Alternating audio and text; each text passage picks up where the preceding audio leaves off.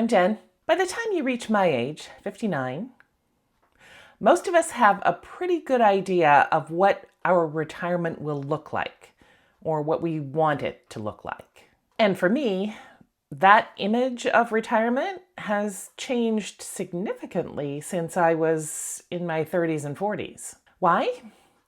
Well, because I was thinking about what my life was like at 30 or 40, not what my life would be like at retirement age. At my core, I'm the same person now that I was then, but I've also grown and adapted and changed and hopefully learned between then and now. So overall, I think I'm a vastly superior Jen now to the Jen of my 30s and 40s. That Jen, she was still figuring things out.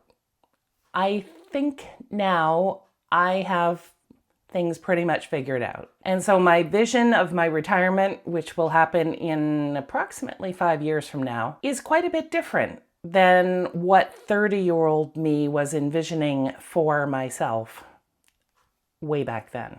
Let me explain. Back then, I was envisioning retirement as the beginning of something new.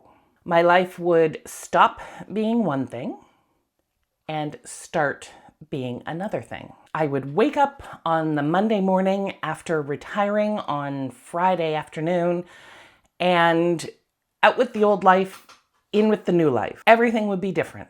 I know now that that will not be the shape of things for me in retirement. I will not be retiring on a Friday and waking up on a yacht in the middle of the Mediterranean on the Monday. I will be having a much more subtle and gradual transition into retirement. 30-year-old me had the age-old plan of deferred gratification for her retirement plan. The idea that in your 20s, 30s, 40s, 50s, that was the time to hustle, to make hay while the sun shines, to get the promotion, to work the overtime, to get ahead, to make money. That was Jen then. I did that for close to 25 years.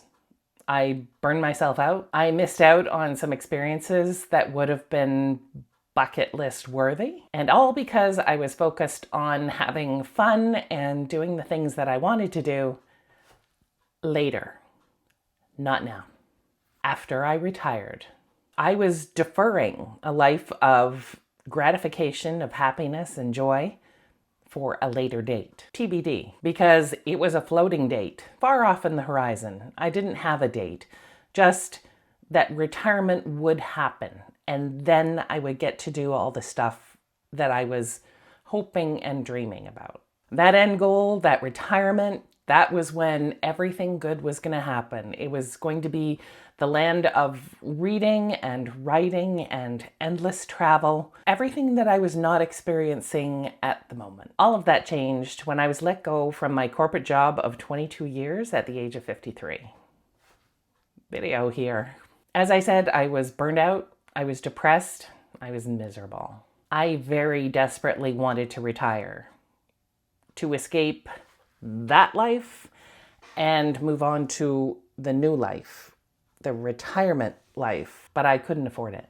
You see, if I had retired then at 53, none of my hopes and dreams that I had been working so very diligently and saving so diligently for 22, 25 years, none of them would have come to fruition. I would have had a sparse and restricted retirement. I had to keep working. So I started thinking that maybe there could be a middle ground. Maybe I could continue working and thus make my hopes and dreams come to fruition. And I didn't think that my hopes and dreams for retirement were especially ridiculous or unreasonable. And so I've found myself adopting a phased retirement. I'm going to ease out of the workforce and into retirement gradually. There's no longer any sort of retire on a Friday and Monday I start a new life. I mean, I'm aiming to finish up my 9-to-5 job, my daily job, hopefully in 5 years. but I will continue to work this little YouTube side gig. That will not go by the wayside. I will still be working. Now, my phased retirement will be an informal one, as I do not have any sort of deal with my employer, my 9-to-5 employer. I am just going to keep working for them for, I think, 5 more years. I hope. The first step on my journey to a phased retirement, I did take 6 months after I lost my big corporate job.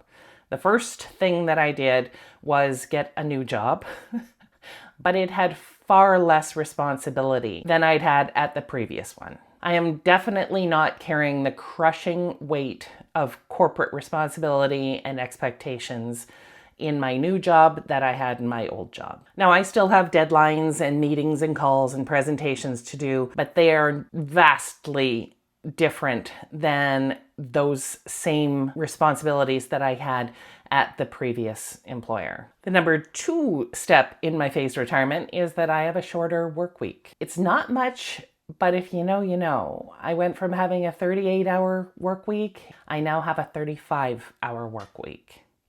It still makes a difference. Number 3, and I don't know that I specifically managed to do this, but my new boss is a dream, not a micromanager. They set clear and precise expectations, and they don't change their minds at the last minute and then get angry that their changed expectations are not being met. It is a breath of fresh air. Number 4, I'm allowed to work from home full time, so I have an excellent work-life balance. And I know I'm hugely lucky with that, but the pandemic certainly helped a lot, because originally at my current employer, everybody had to work in the office. But we all got sent home during the pandemic, everything worked out, and they became very flexible and said, who wants to stay at home? This girl does. So now I can take the dog for a walk, pop a load of laundry in, and I don't have to take official time off. The number 5 step in my phased retirement is that I do not have to be on call and there is no unpaid overtime. I still get a start. My heart stops, clutches, every time my phone rings at an odd hour, thinking, am I on call? Or I'm gonna have to put a fire out at work. Just a feeling of dread comes over me for a split second, and then I remember, no, it's just a phone call. It's been almost 5 years, and I still have that little heart palpitation. I hope it goes away soon. Number 6, it's still good money at my current employer, with the added benefit of a small government pension. I mean, it won't be a huge pension because I started working there late in life, but it'll be a little bit of something. It'll add another layer to my income streams in retirement, and that's a good thing. Number 7, the mental health aspect. I cannot overstate how much my mental health has improved with the lowered expectations, the lowered responsibilities, no overtime, no on-call, great boss, everything. My stress level has dropped to, I'm in a very good spot mentally and stress-wise. And although I know that I don't have a lot of say as to when I will actually retire, as long as I stay healthy and active and I can do the job, I'll have a steady income until I decide that the time is right to fully retire. I really feel like I have taken my foot off the gas. I'm spending more money on activities and experiences, and I've cut back on the drastic saving that I had been doing for 22, 25 years. And to mention the pandemic again, I think that it happening right after I lost my job, those two things happening so close in succession really put things into perspective for me, better, I think, than any self-help book or podcast could have done. Nothing is guaranteed. Not your job, not your health, not your retirement. It could all go wrong in an instant.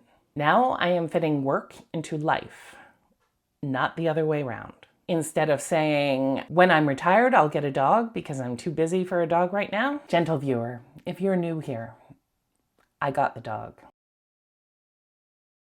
A wonderful and joyous addition to my life that I would have regretted waiting for. We get to enjoy each other now, not later, or perhaps never. I get sky snuggles to brighten every day, and it's so worth it. I took a cruise last summer, my very first one. I'm taking short 3 and 4 day staycations, family trips. I'm spending more time with my nieces. Normally, I likely would have bowed out of things like that simply because I had to work or because I was on call. Today, I have my health, energy to spend, money saved up, a bucket list, and a bunch of family and friends to spend time with. But who knows what the future might hold? Future Jen could have a bleaker outlook. If I had continued on that hustling path of waiting for retirement to start living a life full of happiness and joy, I'm positive I would have been a miserable wretch. But by phasing in retirement, by dialing down on my work commitment and starting to focus more on saying yes to enjoying my life, be it starting a new hobby or a weekend getaway, I know that when I have finally phased out of what we think of as a traditional job, the 9-to-5 job, I guess retired, I'll already be acclimated to that kind of lifestyle.